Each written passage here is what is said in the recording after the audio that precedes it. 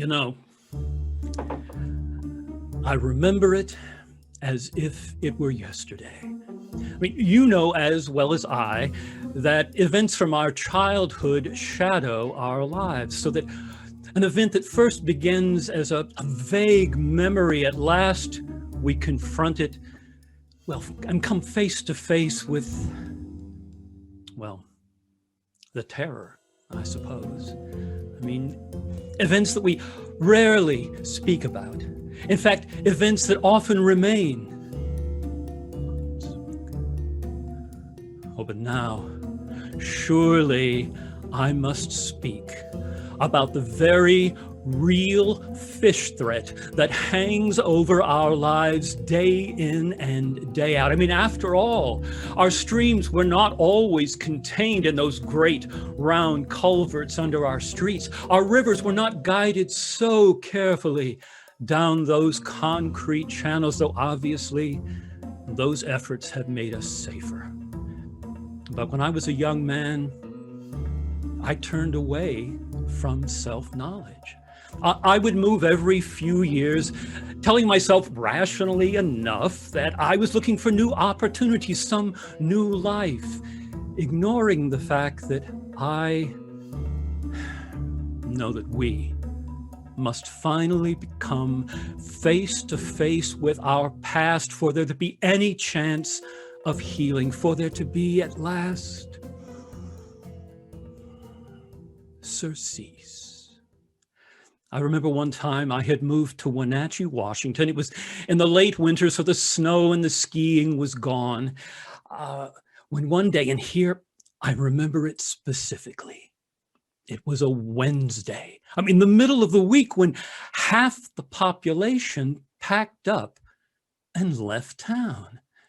They began settling out along the banks of the Okanagan and the Wenatchee River. Apparently, it was the beginning of steelhead season. And I would step out in front of my house early in the morning and find clusters of my neighbors at their pickup truck calling on me to join them while I stood among that forest of rod and reel frozen.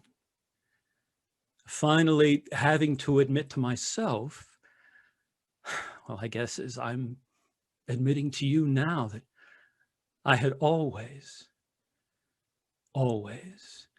been intimidated by the fish where I grew up. I mean, there was some big flathead catfish back in Oklahoma that had to wait for a wide spot in the Red River before they could even turn around. I mean, there was one who had been running that river since, I don't know, since before anybody who was alive could remember, and they called him Lenore. God knows why, unless, well, perhaps that was the name of the first person that had ever hooked him, because no one had ever caught that fish. In fact, usually he didn't even mess with it. He just bit off your leader, and that was that. Now, we had heard stories about that fish all of our lives. And to tell you the truth, I was a callow and cynical young man. And when I would hear those, I would ask myself how it was that a fish that was supposed to be as big as Lenore was supposed to be could support himself on stolen bait, right? Of course, they do say he would take livestock. I mean, if a farmer or a rancher might bring their cattle or their sheep to graze along the river, now you could do that in some places because the grass came right to the verge. But if Lenore happened to be running that part of the river right then and they weren't paying any attention, well, they'd come back in a while, find 2 or 3 sheep gone. Fin marks on the bank. Now, we had heard stories like that every day of our life until finally the aunt of one of my friends, Ann Johnson, finally declared that the only reason that no one had ever caught that fish, you pay attention now, is because no one had ever seriously tried, and she would do it. And the first thing she did was go over to the scrapyard and find herself a good, long, kind of rusty length of log chain. Now, I don't know if you're familiar with that, but it's about as big around as your wrist. And then she went down to one of the body shops there in the area, had the guys in the shop make her a good sized steel hook out of an old piece of car frame. I mean, good size. And then she and a friend went down along that part of the river that Lenore was supposed to be running right then. And they found this big, stout tree. It's just right on the bank. And they stripped it, took off all the limbs and the bark and whatnot. And then they winched that tree down like it was a snare. And then they attached the chain to the tree, hooked the chain, and they fixed it. So when the fish hit, well, the tree would snap up. It'd go, whoa!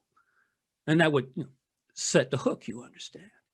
Now, Aunt Johnson, she was a thoughtful woman, and she had considered this. And in fact, I think she had anticipated it because she'd spent the prior weeks collecting primary source narratives about that fish from all of her friends and neighbors, and spent considerable amount of time in the archives there, the local paper, The Whisperer. And so she was ready. And she baited that hook with a live wildcat. I mean, figuring that bait that could look after itself would settle the matter. And then she went home.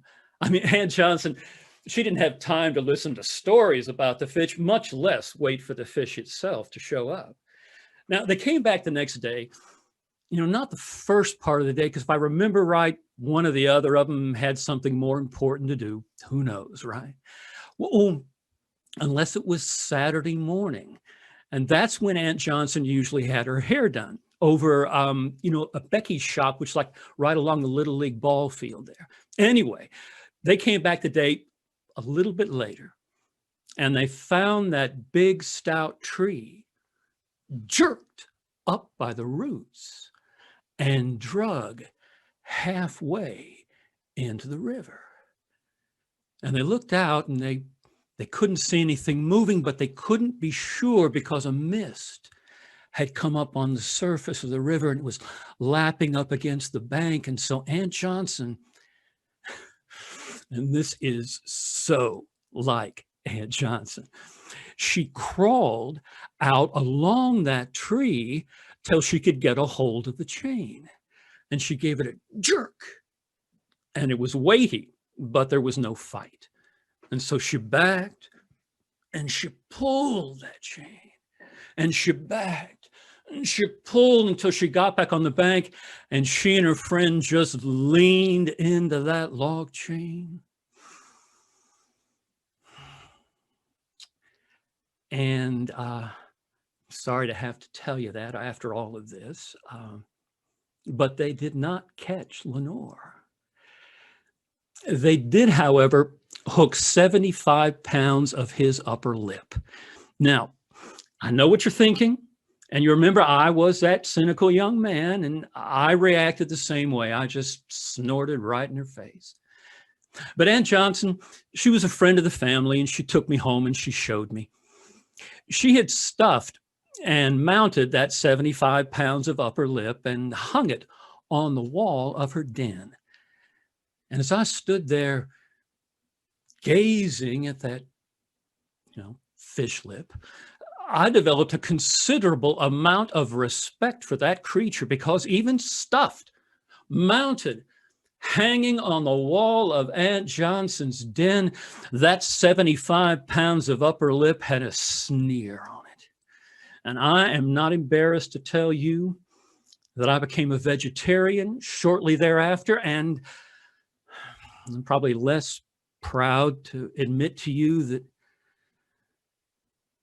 I ran.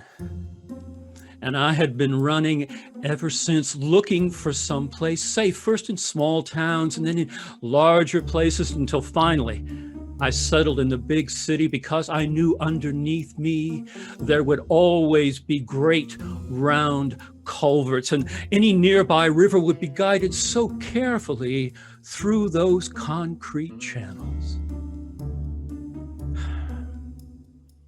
But I'm an older guy now, and I have seen some of life, and I have begun to accept self-knowledge. And I have come face to face with the fact that even culverts are not eternal, that this very moment there are fish pulsing beneath our streets, murmuring to each other, planning. And some evenings I'll walk down to the coffee shop, I'll glance over and I'll see steam rising out of a manhole cover, and tangled in that steam, I swear, I can hear the whispered word, Lenore.